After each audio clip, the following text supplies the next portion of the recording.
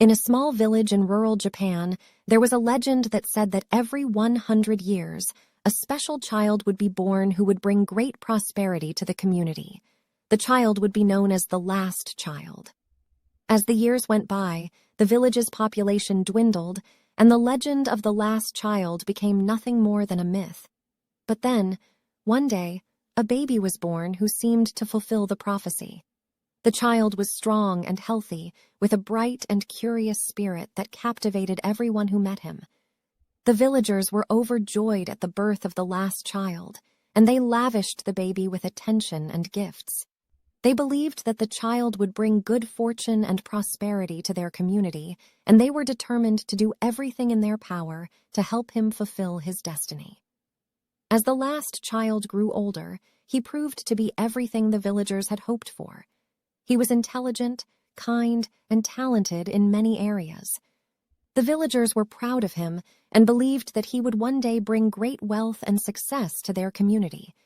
But as the last child grew older, he began to feel trapped by the expectations that had been placed upon him.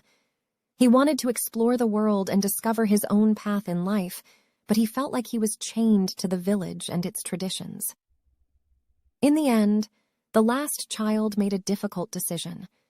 He left the village, determined to make his own way in the world and to find his own destiny. The villagers were heartbroken at his departure, but they knew that he had to follow his own path. Years went by, and the villagers watched as the last child made a name for himself in the wider world. He became a famous artist, a renowned scientist, and a beloved humanitarian. The villagers were proud of him and grateful for everything he had brought to their community, but they also knew that they had to let him go. In the end, the last child returned to his village, but he did so as a visitor rather than a resident.